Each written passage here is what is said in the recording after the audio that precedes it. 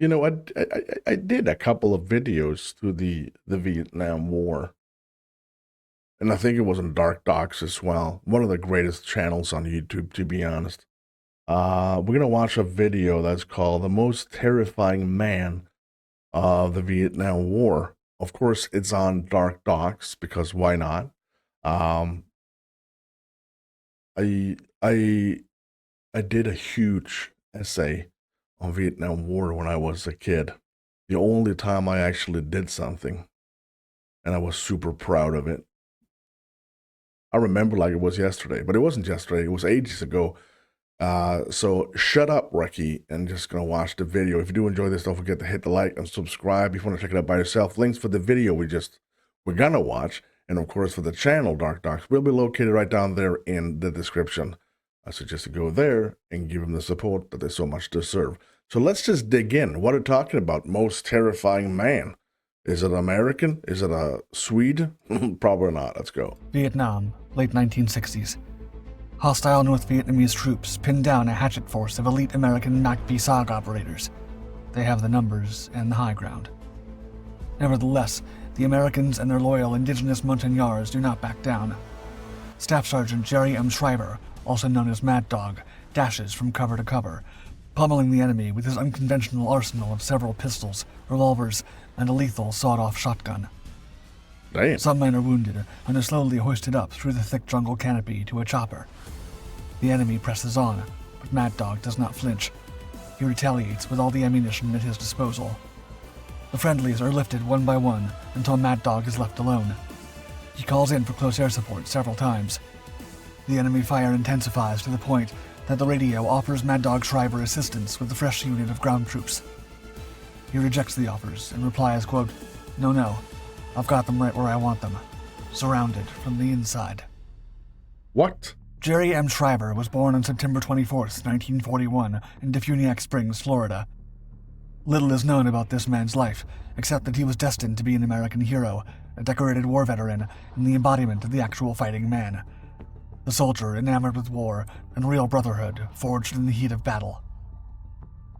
Shriver grew up with tales of veterans from World War II, those from the thousands of young men who enlisted to fight in the Pacific against the Empire of Japan and Europe, against the might of the Third Reich's Wehrmacht.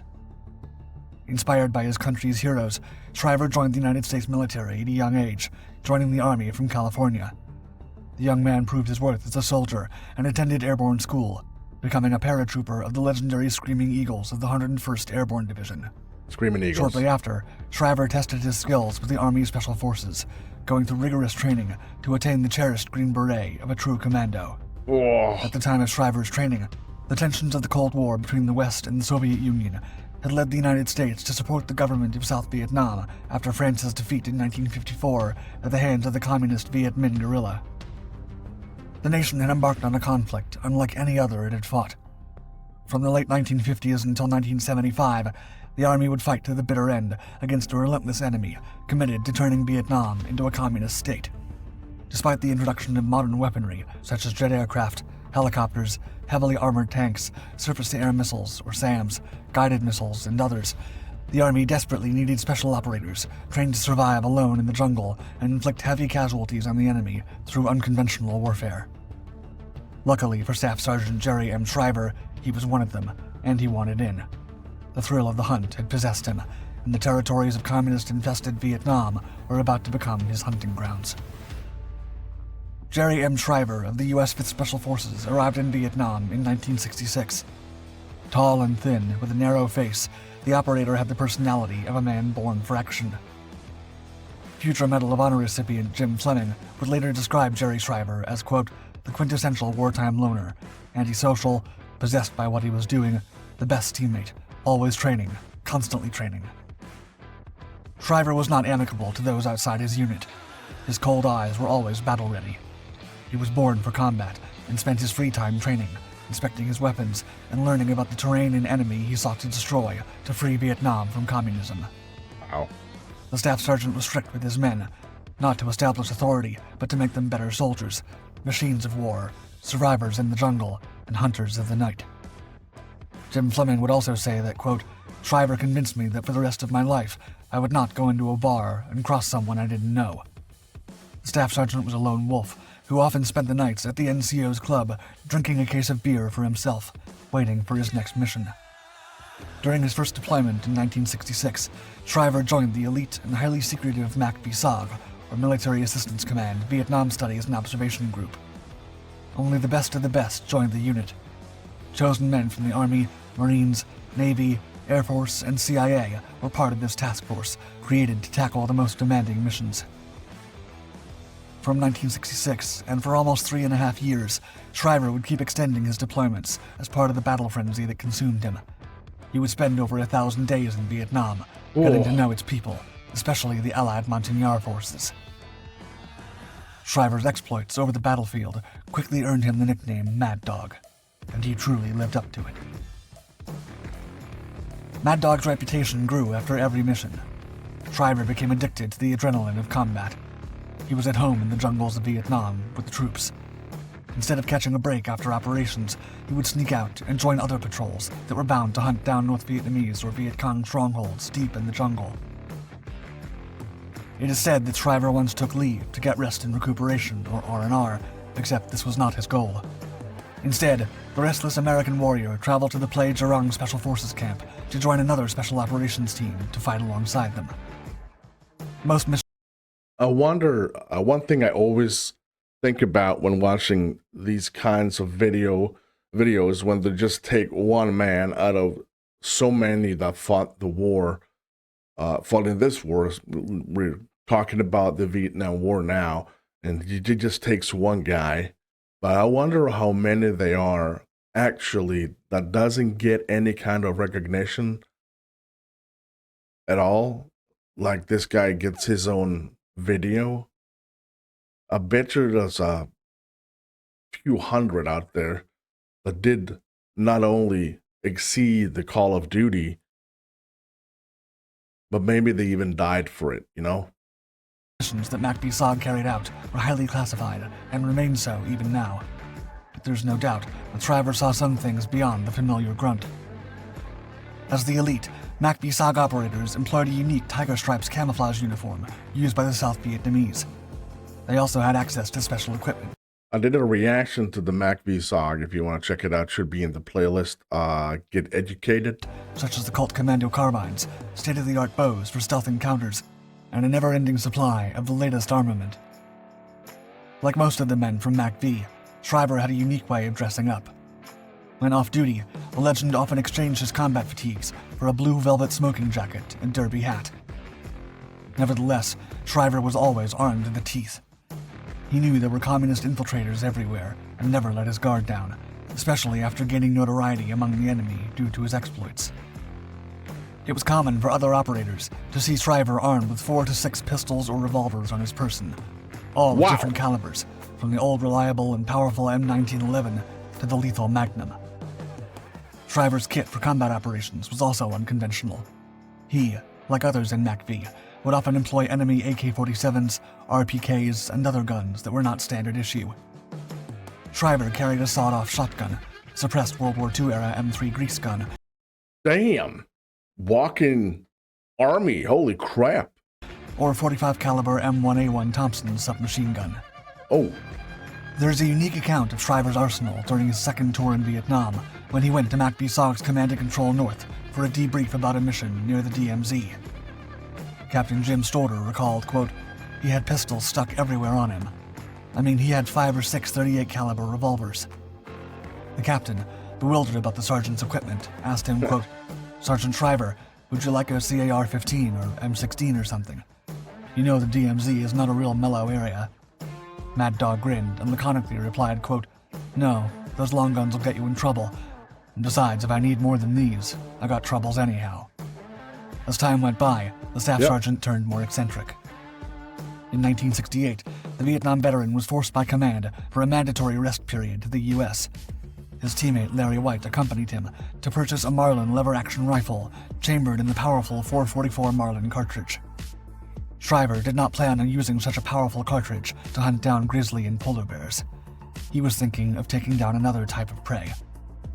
Shriver eventually shipped the rifle to MAC-VSOG headquarters and said he would use it to bust bunkers and instill fear in the heart of the enemy with the massive exit wounds caused by the 444 Marlin cartridge. Wow. Huge. As a member of MACB-SOG, Shriver was a platoon sergeant of the secret Hatchet Force units. These small units comprised 2 or 3 American MACB-SOG members and 20 to 30 hand-picked locals from the Montagnard, or people from the mountain, and members of the South Vietnamese Army who were trained to fight unconventional warfare. These native Vietnamese were highly loyal to their American leaders and followed them until the end. The Hatchet Forces were a part of MACB-SOG and were tasked with unconventional warfare, reconnaissance, sabotage, and direct action missions deep behind enemy lines. I would shit bricks if I was to fight in the Vietnam War. Mother trucking jungle. Oh my god, no. These elite units gathered intelligence, disrupted enemy operations, and carried out special missions in the challenging terrain of Southeast Asia. Crazy guys, Their activities crazy. were highly classified and often involved working with indigenous forces. Hatchet Force's name reflected their role as a quick, precise, and lethal tool in unconventional warfare. Shriver and his men excelled at this, to the point that Radio Hanoi, a communist radio station, announced a $10,000 bounty for his head. During one of the many over-the-top engagements where the enemy outnumbered Mad Dog Shriver and his men, he was establishing radio contact for air support when one of the operators asked him if he required an exfil, to which Shriver replied, quote, No, I've got them right where I want them, surrounded from the inside. Although Mad Dog Shriver was the loner, he was extremely fond of his trusty Montagnards. They were fiercely independent tribesmen who lived in the Vietnamese highlands and despised the communists.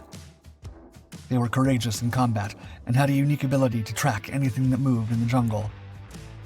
The men loved Shriver, and they rewarded him with their loyalty. In return, he spent most of his money on his men and their families. Food, clothing, and other donations were part of Shriver's constant flow of supplies to the mountain people. Wow. The Mad Dog spent most of his time with his Montagnards. He lived, ate, and slept inside their barracks. Besides his men, Shriver also had another friend, a large German shepherd named Klaus, whom he adopted in Taiwan. Shriver loved Klaus so much that upon learning of a cruel prank some NCOs played on his dog, force-feeding him with beer, Shriver walked into the NCO club with his .38 revolver and threatened the men. Not a single man dared to step forward and claim responsibility. After 3 years Well, if it did that to my dog, I would probably just go ahead and beat the living crap out of everyone. of continuous combat patrols, war began to take a toll on Mad Dog Shriver. He wanted to quit, but did not wish to leave his men and their families to their fate. Shriver felt danger was around the corner, but kept going forward.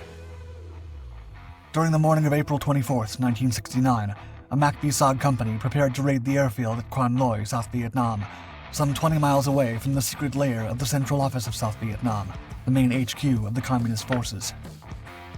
B-52 bombers had heavily pummeled the area, and it was now time for Mad Dog and his comrades to clean house. The operators were heavily armed and ready to get rid of the North Vietnamese garrison. Due to the secretive nature of the mission, Shriver and the rest of the MACB-SOG operators were on their own. There was no air support, unless it was essential. Before boarding the chopper with his Montagnards, Shriver turned to one of his friends and said, quote, "Take care of my boy." He felt it was the last time he would see Klaus. One of the Hueys failed and had to turn back, leaving Shriver's 1st and 2nd platoons without valuable ground support. Oh shit. As soon as the men landed, they were immediately pinned down by several concealed machine gun nests. Mad Dog estimated his platoon was surrounded by 6 enemy platoons hidden in the bunkers. It was up to Mad Dog and his Montagnards to relieve the pinned down men. He radioed the team that he would try to flank the machine gun positions, and immediately got to work. The fearless warrior inspired his loyal mountain men and charged toward the enemy emplacement. They began dashing through a hail of enemy bullets and grenades. Armed with an Uzi SMG, Mad Dog opened fire against the enemy while on the move to protect his troops. Is he carrying an Uzi? Really? That is not standard. That is Several not standard. concealed machine gun nests. That is not Mad Dog standard. estimated his platoon was surrounded by 6 enemy platoons hidden in the bunkers. It was up to Mad Dog and his Montagnards to relieve the pinned down men. He radioed the team that he would try to flank the machine gun positions, and immediately got to work. The fearless warrior inspired his loyal mountain men and charged toward the enemy emplacement. they began dashing through a hail of enemy bullets and grenades. Armed with an Uzi SMG, Mad Dog opened fire against the enemy while on the move to protect his troops, and they did the same for him. Once they approached the tree line, Mad Dog gathered his men, smiled at them, nodded, and they all threw grenades before venturing into hostile territory to shoot down the machine gun emplacement. Mad Dog Shriver was never seen again. In the following weeks, Hanoi repeated propaganda pieces narrating how they had finally captured and terminated Shriver, but no proof was ever given. In the following weeks, the military sent a cleanup team to recover the fallen soldiers, but there was no sign of Shriver. He was less than 3 weeks away from finishing his third tour of duty. Mad Dog was 27 years old when he was officially listed as missing in action. True to his spirit, the legend left behind a couple of dollars, his brave shepherd, Klaus, and his smoking jacket. Oh, wow. Holy crap. So did this dude just vanished? Or, so there's basically two things here. Two things. One, he just left the war and just went home with these mountain people, just hang out with them. Or they actually got him and, unalived him. We will never know. Isn't that crazy? Isn't that completely crazy? Amazing story. I love doing these types of stories. That's why the playlist is actually called Get Educated, because we do need to get more educated on the people out there, especially the good ones. Just like Schreiber here, Staff Sergeant Schreiber, such an incredible guy. Typical loner thing, just being completely armored up with weapons that is not standard, that is not SOPs. So I love this at 1,000%. And there's bound to be more stories coming out of Vietnam. If you know a story, let me know in the comments. I would definitely check it out. If you did enjoy this, don't forget to hit the like and, of course, that subscribe. That's something I would greatly appreciate. A big thank you to everyone who supports me on Patreon and, of course, on channel membership on YouTube. Personal shoutouts goes to the ultimate supporters, and that's Deja, Dwayne, Robert, Walt, Matt, Barbara, Kathy, and Terry. Oh, amazing list. And, of course, all amazing people. You find the link for the channel Dark Dogs and, of course, for the video we just watched, located right down there in the description. I suggest you go there and give them the support that they so much deserve, or him. Thank you so much for watching. I'm Recky. You stay safe.